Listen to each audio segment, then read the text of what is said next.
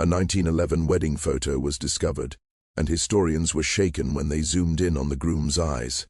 Margaret Sullivan had been cleaning out her late grandmother's attic in Providence, Rhode Island, for 3 days when she came across an old photo album hidden inside a cedar chest under layers of quilts and linens. The album was bound in worn leather, its pages fragile with age, filled with sepia-colored photographs from the early 1900s. Most of the pictures showed people Margaret did not recognize, distant relatives from long ago whose names had faded from memory.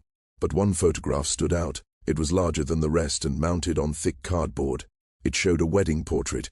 A young couple posed formally inside a photography studio. The bride sat in an ornate chair, wearing a high-neck white lace dress. The groom stood beside her in a dark suit, his hand resting on her shoulder. On the back of the photograph, written in faded ink, were the words, "Edward and Catherine, married June 1st, 1911, Providence, Rhode Island." Margaret looked closely at the image. The bride appeared calm and joyful, likely around 19 or 20 years old. The groom looked a bit older, maybe 25, with a round and pleasant face and a sturdy build. He was not obese, but clearly well-fed, with the soft fullness that suggested comfort and good meals. Both stared seriously at the camera, which was normal for that time, when people had to remain still during long photo exposures. Something about the photograph caught Margaret's attention. She had spent years researching her family history, going through records and census documents, yet she had never seen any mention of an Edward in her grandmother's family line.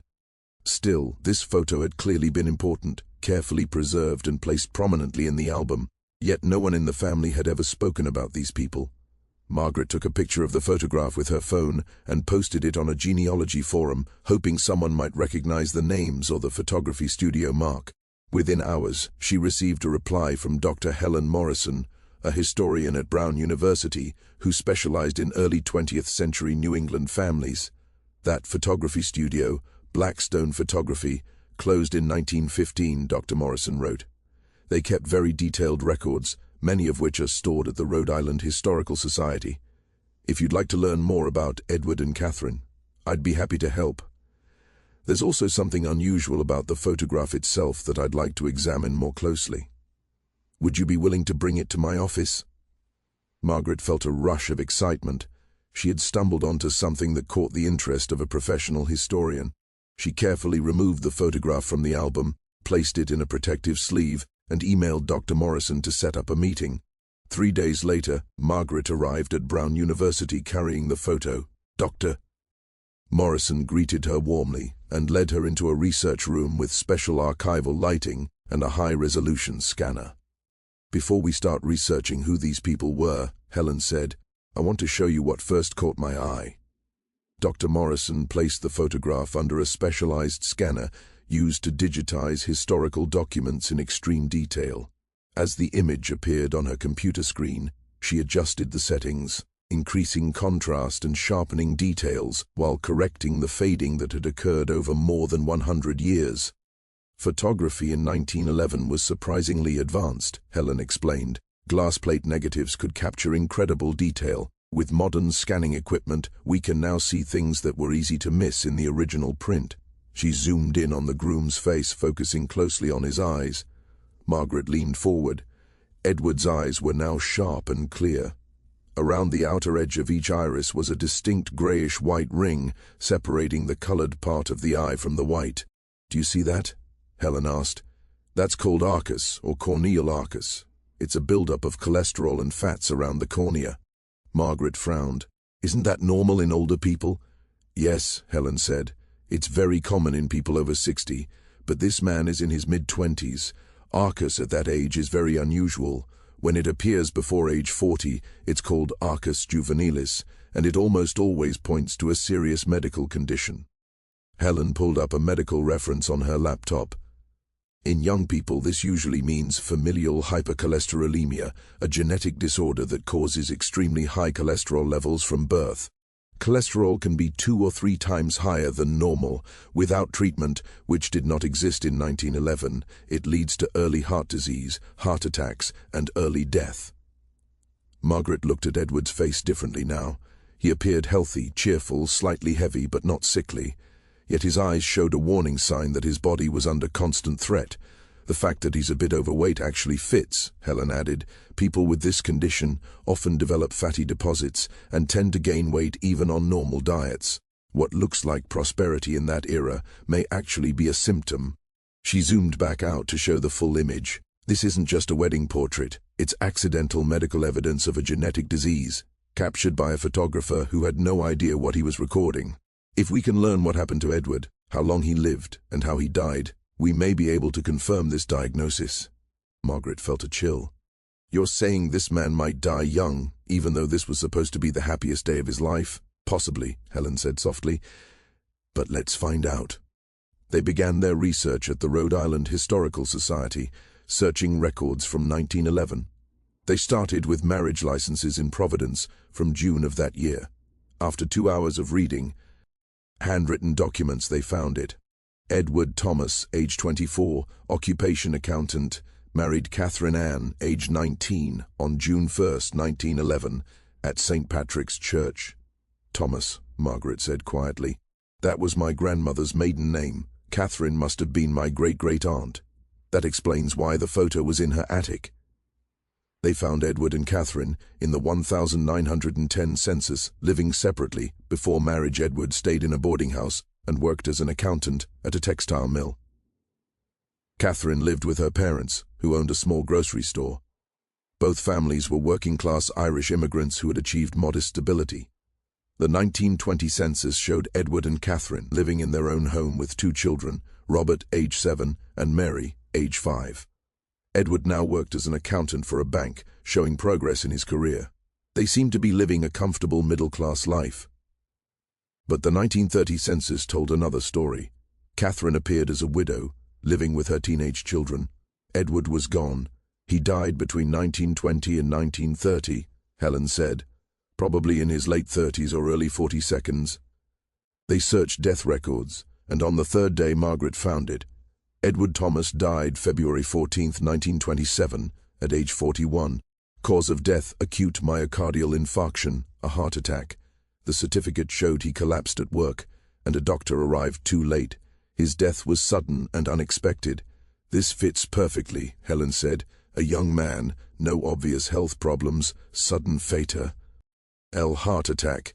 The rings in his eyes were a warning sign. Margaret stared at the image. Edward smiling slightly beside his bride, unaware that his genetics were slowly killing him. He had 16 years of marriage, 2 children, and a career, but his body was failing from birth. Did Catherine know? Margaret asked. Almost certainly not, Helen replied. The link between ARCUS and cholesterol wasn't discovered until the 1960s. Helen contacted Dr. Richard Chen, a cardiologist who specialized in inherited heart disease. He explained that familial hypercholesterolemia affects about 1 in 250 people. From birth, cholesterol levels are extremely high, often 400 or 500 milligrams per deciliter. Over time, cholesterol builds up in arteries, causing early heart disease. The ARCUS seen in Edward's eyes was one of the visible signs. Without treatment, which did not exist in Edward's lifetime, many men die in their 30 seconds or 40 seconds. He actually lived longer than many, Richard said. Then Richard added something that changed everything. If Edward had this condition, each of his children had a 50% chance of inheriting it. His descendants today could still be affected. They traced Edward's children. His son Robert died at age 41 from a heart attack, just like his father. His daughter Mary lived longer, but suffered a heart attack at 45 and needed bypass surgery in 1970. She survived because medicine had improved. They followed the family line further. Of Edward's 7 grandchildren, 3 died of heart disease before age 55. 2 survived heart attacks but had documented high cholesterol. 1 died young in an accident. 1 granddaughter was still alive. The pattern was undeniable. This is a clear case of inherited disease, Richard said. Helen made a firm decision. We need to find the living descendants. They need to know. Today we can test for this condition and treat it. This photograph may still save lives. If Edward's great-grandchildren and great-great-grandchildren are carrying this gene, they are in danger right now. But if they are diagnosed early and treated, they can live full, normal lives. Margaret nodded. Her grandmother had been Catherine's niece, which meant Margaret was related by marriage, not by blood. She had not inherited Edward's genes, but others had, and many of them likely had no idea they were carrying a genetic time bomb inside their bodies. The research suddenly became urgent. This was no longer just about recording medical history. It was about possibly saving lives by uncovering a genetic legacy that had caused deaths across 4 generations. Using genealogy databases, social media, and careful old-fashioned detective work, Helen and Margaret identified 12 living descendants of Edward Thomas who could have inherited the condition. The closest living relative they located was Patricia, Edward's 73-year-old granddaughter and Mary's daughter, who lived in nearby Warwick, Rhode Island. Margaret called Patricia and ex-Bly. Ned who she was and what they had discovered. At first, Patricia was doubtful, but her interest quickly deepened when Margaret described the long pattern of heart disease in the family. "My mother had her first heart attack at 45, Patricia said. "My Uncle Robert died before I was born, but my mother always said he died young, just like his father. And my brother died 3 years ago. Heart attack. He was only 58 and he seemed healthy. The doctor said his cholesterol was extremely high, but he was only diagnosed a year earlier." When Margaret explained familial hypercholesterolemia and showed Patricia the 1911 wedding photograph with the visible rings around Edward's eyes, Patricia was quiet for a long time. "I need to get tested," she finally said, "and my children, and my grandchildren." Dr. Chen arranged genetic testing and heart screenings for Patricia and her family at Rhode Island Hospital. The results came back within 3 weeks. Patricia tested positive for a mutation in the LDLR gene, confirming familial hypercholesterolemia. Her cholesterol level was 387 milligrams per deciliter. She already had moderate coronary artery disease, even though she had never felt sick. 2 of Patricia's 3 children tested positive for the mutation. 4 of her 7 grandchildren also carried the gene. All of them, including Patricia, were immediately placed on high-dose statin treatment and enrolled in regular heart monitoring. "You probably saved my life," Patricia told Marg, Arette, and Helen when they met in person. "I felt fine. I had no warning signs, but the scans showed serious blockages. If I had gone a few more years without treatment, I might have ended up like my grandfather, Edward, dead at 41 from a sudden heart attack." Using Patricia's family connections and genealogy networks, they contacted other descendants. Over the next few months, 19 relatives agreed to be tested. 11 tested positive for familial hypercholesterolemia, and all of them began treatment. What started as historical research had turned into a real public health effort. All of it happened because a historian noticed a small but unusual detail in a 114-year-old photograph. Dr. Morrison and Dr. Chen worked together on a research paper describing Edward's case and its wider meaning. The paper was titled "Photographic Documentation of Familial Hypercholesterolemia in 1911, a Case Study in Historical Medical Evidence." The paper was submitted to the Journal of Medical History in early 2025.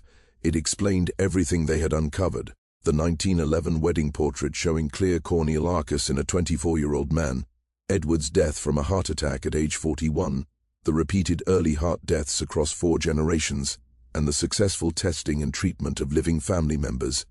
The paper argued several key points. First, it showed that close study of historical photographs can reveal important medical details that were not understood at the time. Second, it demonstrated the devastating effects of untreated familial hypercholesterolemia across generations. Third, it proved that historical research can directly affect modern medicine by identifying people at risk before a deadly event occurs. The paper included the enhanced image of Edward's eyes and a detailed family chart showing inheritance across 4 generations, marking heart attacks, deaths, and confirmed genetic tests. Reviewers praised the work. One wrote that it was a perfect example of research that strengthens both historical knowledge and medical practice. The paper was published in June 2025, exactly 114 years after Edward and Catherine's wedding. It gained attention in both medical and historical communities. Cardiologists began using Edward's photograph to teach students how to recognize corneal arcus and why family history matters. Genealogists became more aware that old photographs could hide medical clues. Several contacted the team with similar discoveries in their own families. The story appeared in major media outlets, often under headlines like "A Wedding Photo from 1911 Saved Lives in 2025. Coverage focused on the medical importance while respecting Edward and his descendants. Patricia gave interviews, speaking openly about learning her family's genetic truth and the importance of testing. "My grandfather Edward never had a choice," she said in one interview. "He lived with this condition his whole life without knowing it, and it killed him young. But because someone noticed something unusual in his wedding photo, I get to live. My children and grandchildren get to live. That photograph saved us." The attention led Dr. Chen to launch a statewide public health program to identify and treat familial hypercholesterolemia in Rhode Island. Working with the health department, he helped create a free screening program for people with a family history of early heart disease. "This condition is dangerously underdiagnosed," he explained at the launch. "We believe about 1.3 million Americans have it, but fewer than 10% know. Most people discover it the same way Edward Thomas did, through a heart attack. But it doesn't have to happen that way." He showed data proving that with modern treatment, lifestyle changes, and close monitoring, people with this condition can live normal lifespans. But diagnosis must come early, and treatment must begin young. In its first 6 months, the program identified 127 Rhode Island residents with undiagnosed familial hypercholesterolemia. Many were in their 22nd and 32nd, the same age Edward had been in his wedding photo. All began treatment, likely preventing many early deaths. Educational brochures featured Edward's story and photograph, explaining the visible eye rings and what they meant. The text read that Edward never knew he had a genetic condition that would kill young, but today the condition can be found and treated.